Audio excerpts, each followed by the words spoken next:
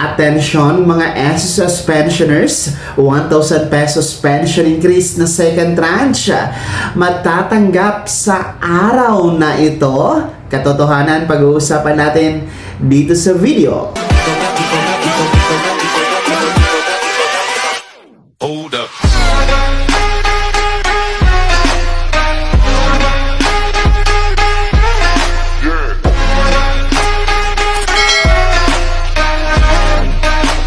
Hello mga ka-vlogs! Welcome dito sa aking YouTube channel. Magandang araw po sa lahat ng mga manonood. Saan po kayong dako sa mundo? Kumusta mga ka-vlogs? Eto ha mga pensionado ng SSS, ang SSS second tranche 1,000 pesos pension increase matatanggap kasama sa pension crediting sa araw na ito, October 1, 2025. Mamaya-maya pag-uusapan natin. Pero kung bago ka pa lang dito sa aking YouTube channel o di kaya hindi ka pa nakasubscribe, i-click nyo muna natin subscribe button na nasa baba. Huwag kalimutan na pindutin ang notification bell. Ilagay nyo po sa all para updated ka sa lahat ng mga videos na i-upload ko. So, eto na nga po makinig mga pensionado ng SSS sapagkat ngayong araw po kasi, araw ng Miyerkules, no, Oktubre 1, 2025 ay schedule ng pension crediting for our first batch SSS pensioners. Kaya ang katanungan po, the second tranche 1,000 pesos pension increase kasabay nga ba sa makikredit sa ATM card sa araw na ito? Ito nga ba ay matatanggap na sa wakas ng ating mga pensionado, particular for our first batch for this day, araw ng Miyerkules, October 1. So, ang kasagutan po ay atin pong ibabatay mula mismo sa legit na impormasyon mula po sa SSS. Kung inyo pong natatandaan mga ka-vlogs, no, ang SSS po ay dati pa, no, hindi pa po si Mr. Di Claro ang SSS President, no, si Rolando Ledesma Macasaig pa po yung presidente natin na ngayon ay isa na pong mambabatas, no, under the SSS JSIS Pensionado Party List dyan sa Kamara. Talagang hindi talaga kakayanin na ibigay ng SSS, no, base sa kaban ng SSS, base sa financial status ng SSS, hindi kakayanin na ibigay ang pangalawang tranche na 1,000 pesos pension increase sapagkat ito nga po ay magbibigay ng negatibong epekto sa pananalapi ng SSS at nangangamba po ang ating mga eksperto dyan sa SSS na mamamatay o mababangkrap po ang SSS kapag pinilit na ibigay ang pangalawang tranche na 1,000 piso mga ka-vlogs. Katunayan nga po noong 2017 during the pamamahagi ng first tranche ay talagang malaking epekto iyon, no, sa pananalapi ng SSS. Alam nyo ba, no, para sa mga hindi nakakaalam, alam nyo ba na noong 2017 during sa pamimigay po ng first tranche 1,000 pesos pension increase ay bumaba ang buhay ng SSS, naging 2032 na lang po, no, 2032.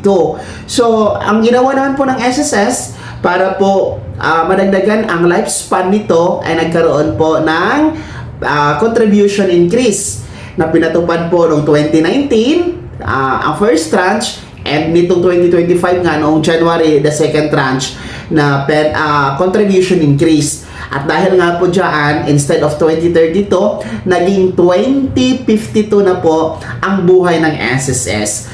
Kaya naman, no, mga ka-vlogs, ay talagang wala talagang kasiguraduhan na maibigay ang second tranche.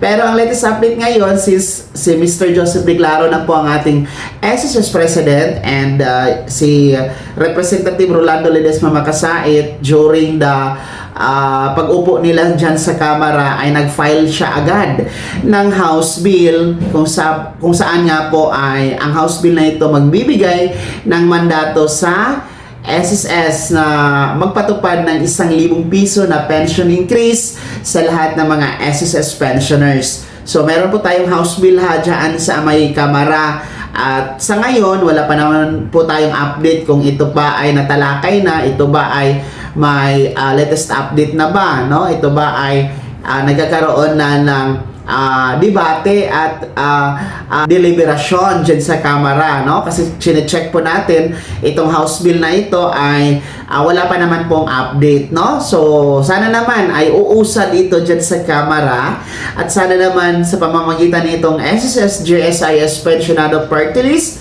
under the leadership of Representative Rolando Ledesma Makasait ay mabigyan talaga ng pagkakataon na maibigay itong second tranche 1,000 piso na pension increase. Sa tingin ko naman po maibibigay ito kung gustuhin. May pondo naman po, may pera naman po ang ating gobyerno, no? 'Di ba? Ang laki-laki nga ng ninanakaw ng ating mga opisyales ng ating pamahalaan, trilyones, no? Trillion po, trillions ang pinag-uusapan sa mga ninakaw, no? Mula sa mga iba't ibang projects, particular ng flood control, no? Samantalang itong kakarampot na 1,000 piso na second tranche pension increase, billion lamang ang kailangan dito kasi ang estimated lang naman ito nasa 42 to 45 billion pesos ang kailangan. Konting-konti lang, maliit na bagay kaysa sa mga ninanakaw ng ating mga ng ating mga mambabatas, di ba po?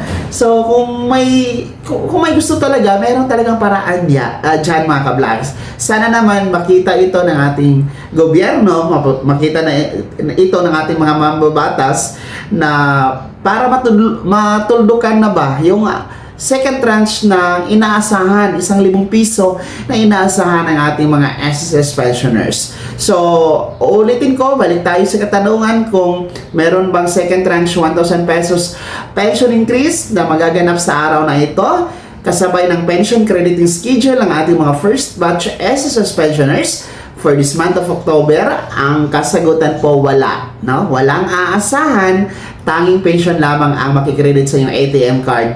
Ganon din po sa mga second batch ngayong October 16, wala din po, no? Hanggat wala pong anunsyo at abiso from the SSS, wala tayong nababasa sa kanilang website, wala pong anunsyo na pinopost sa kanilang official Facebook page, walang binabalita sa mga malalaking media network sa ating bansa. Huwag tayong maniwala sa mga nagbabalita, ha? Dahil baka mabiktima tayo sa mga fake news dito sa social media. Tayo naman, dito sa ating YouTube channel, we make sure na legit po ang information na ating binibigay sa inyo para hindi kayo malito at hindi kayo magkakaroon ng false hope, no? O aasa kayo sa wala, ha? Mga pensionado na SSS. Sana'y maliwanag po yan. God bless po sa inyo. Pagpanalangin na lang po natin na maibigay na ang second tranche, mga pensionado. Kaya naman, mga SSS pensioners, no, ano po yung komento at reaction sa balitang ito? Ano nga ba inyong panawagan una dyan sa Kamara hinggil sa House Bill na final po ni Representative Rolando Ledesma Makasait na magbibigay ng 1,000 piso na pension increase sa SSS?